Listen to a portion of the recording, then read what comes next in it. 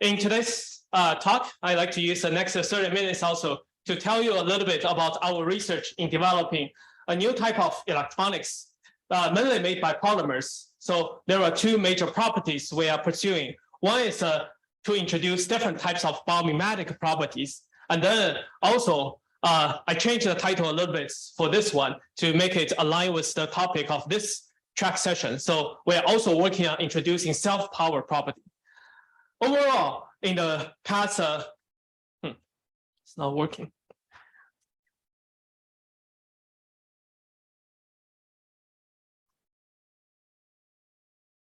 Somehow, okay. All right. Yep. So in the past decades, there have been more and more desire of integrating, interfacing electronics directly with our human bodies, mainly due to the very rapid rise of several application technology directions, including precision medicines, Internet of Things, or Internet of Bodies, and the human-robots collaborations, human-machine interfacing.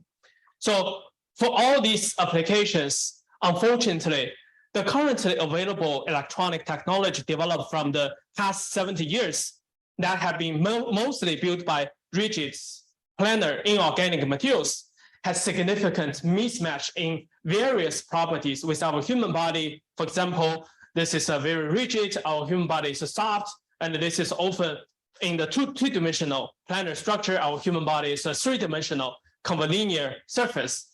And also chemical compatibility is another major issue. So then what we have been trying to do is to introduce or have the electronics mimic different types of property that is owned by the human body so as to achieve the intimate integration or even seamless merging. So the main approach we have been taking to go along this path is by using polymers as the key functional materials to enable these properties. So overall, for designing like a biomimetic and self-powered electronics, actually it also can significantly benefit the electronics to achieve both the low power and the green operations for such a human interface application. So for example, if we enable the mechanical compliance and also chemical compatibility, then it can significantly improve the data acquisition, the delivery fidelity, so that we can use like a lower power to do the same thing, to do the simulation and the recording. And then at the same time, if we also can solve the sustainable powering and the data transmission issue, then it can make the electronics basically run on its own, right? Not relying on keep recharging or replenishing the batteries. So this is the overall direction that my group has been mostly focusing on. So basically, we are starting from the material level research to combine the functional properties, like functional electronic or photonic properties, together with biomimetic properties. And then the goal is to use these materials and then develop devices for mainly four functional directions, including sensings, like mechanical, chemical, electrical sensings, and also on the other way, modulation, right? Delivering different type of signals to the human body. And also, we are trying to develop a new computing paradigm, neuromorphic computing, to connect these two modalities in between. And then the fourth part is a power supply, right? Using the human-generated energy to create power for supporting these operations. So in today's talk, hopefully I'll have enough time to go through these four major directions that we have been working on. We'll start from the polymer-based biomimetic sensors for achieving intimate biointerfacing. And then I will move on to the development of skin-like neuromorphic computing devices for realizing on-body AI data analysis. And then the third part will be the stretchable light-emitting polymers and OLED from our recent works. And then I will finish by talking a little bit about our research in stretchable energy harvesting devices. So first, for the biosensing, the main device platform we have been so far focusing on is so-called organic electrochemical transistors. So from today's plenary talk from Professor Natalie Stingley, you have already heard the related knowledge and progress. So the main reason that we have been interested in this type of device platform for sensing is mainly because of its very high transconductance that comes from the redox volumetric modulation of the charge transport in the mixed conducting channel. So it can, for the sensing application, especially benefits the sensitivity that the sensor can offer, and also make it compatible for the low operation voltage condition. So in the past 2 years, there have been a lot of progress in this type of device and also the material designs. So the contribution that we would like to make to this research direction, this device platform, is, as I mentioned, try to introduce the properties that can really enable the intimate interfacing with the skin or the tissue. So the 3 properties we have been so far mostly focusing on includes two mechanical properties. One is the stretchable property, being able to deform to large strain. And also it's the deformation can happen under small force. That means it's very soft, ultra soft as a tissue. And the third property we recently have also started to work on is to build the adhesive property between first the material and then the device. So that's the very stable and intimate bonding can really happen. So first, our research gets started from introducing the stretchable property. The main material that's enabled this is a stretchable property on the mixed conducting or say redox active semiconducting polymer.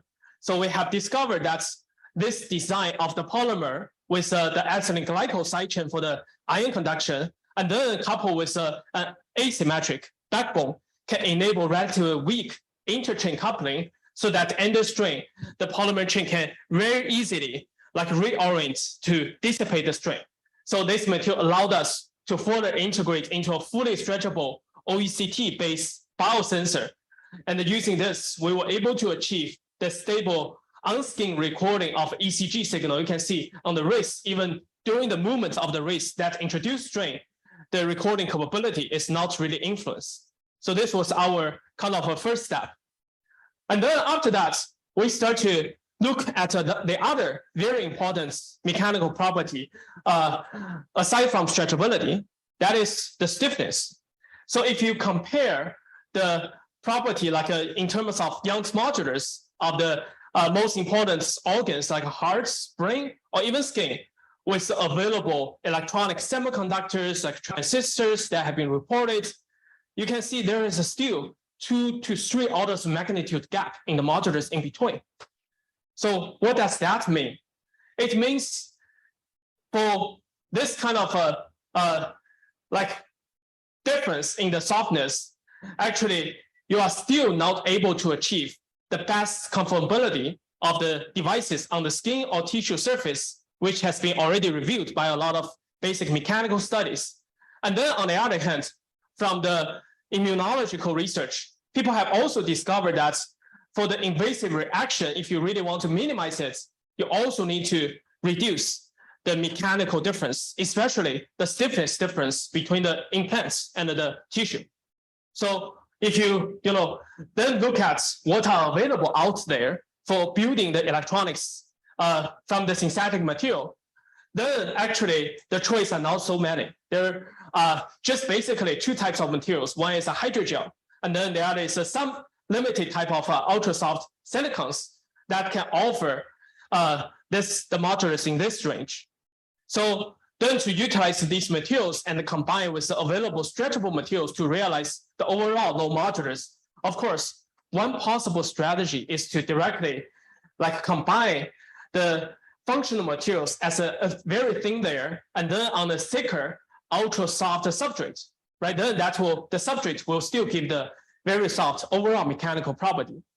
But actually, that is faced with a significant challenge from the mechanical perspective. That is when there is a significant, very large mechanical mismatch, modulus mismatch at the interface, then under stretching, very significant concentration of stress will be introduced. And then that will accelerate the crack propagation. So as a result, a stretchable film will operate in this condition, then it can easily develop crack. So recently, my student has proposed actually a very simple strategy to solve this issue. That is to just introduce a mechanical interlayer, like serving as a buffer that has the intermediate modulus between the top higher modulus functional film and the low modulus substrate. And then if it can also at the same time offer good adhesion to both sides, then it can very well help to dissipate, like average the strain distribution to solve this issue.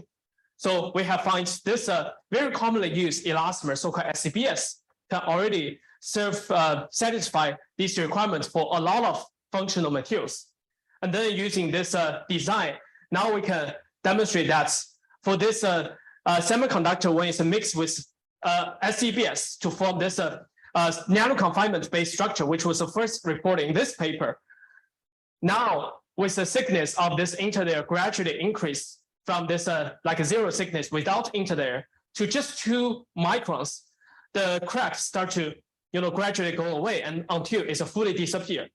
And then we look at the stability of the semiconductor in a transistor, the decrease of the mobility from the crack formation now gets very effectively mitigated.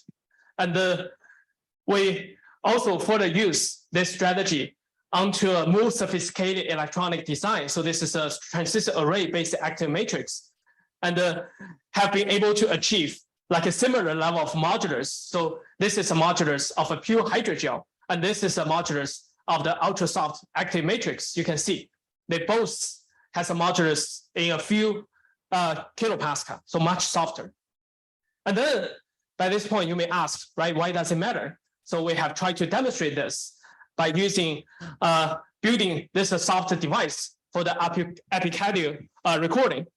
So we compare this ultra soft hydrogel-based recording device with a device that's built by like a commonly used elastomer substrates. And then when it's operating on the heart, we can observe several differences. First, for the location of the device, this ultra soft device after 5 minutes remain very stable at the same location. But unfortunately, this one, from the heart beating, it gradually starts to shift. This is because of the higher mechanical loading from this higher modulus. And then this is also reflected in the recorded signal. So for the ECG signal, the hydrogel device with the ultra soft modulus maintain very stable ECG and without introducing like any observable increase of the ventricle pressure as compared to this case, right? The heart now need to beat harder to like accommodate the added mechanical load. So this demonstrates, right, the soft modulus can make the recording on the like the interfacing of the device more stable and more compatible. But that is not everything still. There's a still one property, very important, but still missing in this case. That is the adhesion. So actually, for electronic device, the adhesion is very important for ensuring the direct and the stable contact between the active parts, like for OECT, it's usually the semiconductor that record the signal with the tissue. Conventionally, people typically would need to use like some non-direct way to adhere, either through like a peripheral fixation or like suturing, or apply a separates like a non-electrical adhesive at the interface. But none of these can really help to achieve the most stable and the zero distance like interfacing between the functional layer and the tissue. So that basically will cause unstable and weakening the signal recording. So our thinking starting from this is whether we can still use a material design approach to actually build the adhesion property into the intrinsic design of the semiconductor, so that the semiconductor, when it's directly in contact with the tissue, can form some kind of either covalent or non-covalent interaction to enable the adhesion, while the charge can still efficiently transport within the semiconductor. So the approach actually we have tried to take to realize this was kind of along the line of the plenary talk by Professor Stingley in the morning. It's a kind of a blending approach. So we try to use 2 polymers, each providing its own property, and then build the phase separated double network.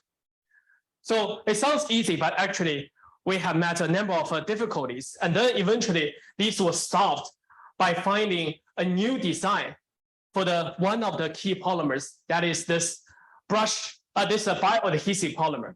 So we have designed it into a brush architecture with extended length of the side chain and then terminated by the tissue adhesive groups, carboxylic acid and the NHS ester.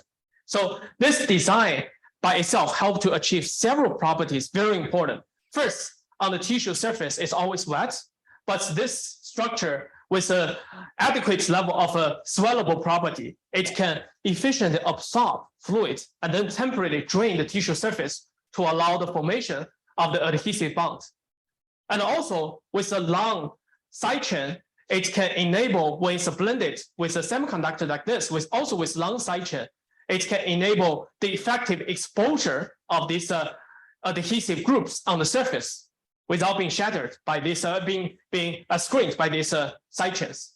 And also with the similar chemical structures, it enabled the designs like a moderate level of phase separation.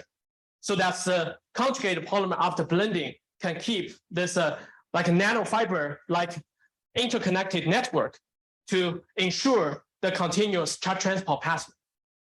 So overall, using this design, after blending it, now when it's like adhere with the tissue by just simple contact for less than a minute, the adhesion strength, the interfacial toughness that has been measured compared to the polymer, the parent semiconducting polymer, it improved by about 50 times. And we have demonstrated also it can work very well on different types of tissue surfaces, including like a muscle, heart, and the skin. So using this tissue adhesive polymer semiconductor, now when we build the OECT that has a fully adhesive property, including both those recording sites and also the surrounding area, now it can interface with the tissue surface very stably. Like in this case, it gets adhere onto the like isolated red heart just from like a simple and less than a minute simple press. And then after that, it can remain on the hearts very stably. You probably just saw, like when there's even a mechanical artifact of pulling, it can still stay very stable with a like unaffected signal recording. And then in comparison, if we like build a device, everything else is similar, just without the adhesion. Now, initially the capillary force can still help it to stay, but the heart beating will gradually shift the device. And then when there is a pulling force, like a mechanical artifact, then the device very easily drifts and then eventually fall off. So that proves the benefits of the bioadhesion. All right, so this basically concludes my part in the sensor development. So now I'd like to shift the gear onto another thing that we actually, when working on sensor, has been constantly thinking about. It's the overall goal of designing those like wearable and implantable sensors is to achieve continuous and multimodality data acquisition. But when we really reach to this stage, then we'll be facing a new problem that is a big data problem of a very complicated health data. So then how can we very effectively analyze such health data to extract the eventually useful information to each individual patient? So we think probably we need to utilize, like take advantage of artificial intelligence to do this job. And then from the electronic point of view, to make this happen compatibly and also with a low power. So we have turned our attention to a new computing paradigm that is based on mimetic, like mimicking the brain operation, which is so-called neuromorphic computing. So I will not explain too much. Yesterday, Professor Chai has already given a very nice, thorough introduction about this. So our main interest for like incorporating and advanced neuromorphic computing is still along the line of how we can make it work like more compatibly and stably on the human body. So we think still the key property needed for incorporating the neuromorphic computing device on the human body to realize this kind of so-called near sensor AI computing is to make this neuromorphic computing device also with skin-like stretchable property. So in this research, we still use OECT based on its electrochemical signal retention capability, but incorporates like all these stretchable layers, electrodes, electrolytes, and also redox active gate materials. So to enable the full stretchability on this OECT-based neuromorphic computing device. And then with this design, it allowed the device to operate under the strain as high as 100% without too much change. So all the change you see here is purely from the change of the device geometry, from the deformation. But the device other like important property, for example, the linearity, the symmetricity, which could be even more important than this curve you see here, remain very stable. And then we have demonstrated further when the device is integrated into a small array and then implements like a basic step, so-called vector matrix multiplication in the neural network. It can, under the stretching process, still offer very accurate like a computation as compared to what the math can tell us. So then eventually to further examine whether the overall function of the neuromorphic computing device and the strain can give stable performance in the machine learning functionality, we have further simulated the device performance with in a convolutional neural network to analyze, to classify different type of ECG signal. And then our observation is pretty encouraging. So basically at a different strain level for both the training process and also the classification, you can see we tried the training and the classification at even different strain levels, but they all can maintain very good accuracy. So this is the second part I like to share. And then the third part, I see I'm running out of time, so I will try to be quick. So the third part is about the light, right? How we can generate light for both the display and also the photo like stimulation imaging applications on the human body. So for the light generation, the light emission, the most important figure of merits is always the efficiency. The efficiency, high efficiency, mostly comes from the effectiveness of using two different types of excitonals. So one is easier to use, singlet, but the other, like 75% of exciton, so-called triplet, because of its asymmetric spin, usually it's not allowed to emit light. So to achieve the effective emission from triplets, people have established two mechanisms that have been very effective. One is called phosphorescence through the spin orbital coupling, and then the other is a so-called thermally activated delay fluorescence by minimizing the energy difference between the singlet and triplet. So both can give 100% quantum efficiency. But unfortunately, there had been no stretchable designs in exploring such high efficiency light emitting mechanism. So what we have done in our research is to use, in this case, a chemical approach of integrating a high efficiency light emitting structure for TEDF mechanism with a soft design of the backbone that is given by the insertion of the LQ chain in the backbone to dissipate the strain, and then achieve, like for the performance perspective, minimum influence you can see for photoluminescence, electroluminescence, they all maintain the same. Particularly the EQE from the device, it's achieved 10%. So what does 10% mean? The theoretical limit actually is only 20% for OLED like this. And then under strain, now for this longest LQ chain, it can give the best stability during the stretching up to 100% cycle without too much decrease of the EQE. So when we integrate this into the OLED, fully stretchable OLED device, it can be turned down now by a small voltage and give relative bright light emission. And then, so the last part, probably I will need to just quickly skip most of things. So we have also been working on trying to generate energy from the human body by mainly utilizing like the energy comes from the mechanical motion. So to do this, the approach we have been using is to rely on this kind of energy harvesting technology, so-called triboelectric nanogenerators, to build a fully stretchable energy harvesting based power source for the bioelectronic device. For example, like by utilizing the energy from the heart beating of like an animal or even like a human body to keep generating the electricity. Okay, so at the end, I like to, based on all of these, to share our overall vision of, now the field is really at the best moments. A lot of great research is coming up. So overall, I myself is very optimistic for the future of realizing such electronics and the human body integration like a nexus that will generate a very broad range of impact in various application directions. And these are all, the credits of all my fantastic students. They are the heroes and only presenting on their behalf, and the funding support, and also the helps from all my collaborators. Thank you very much.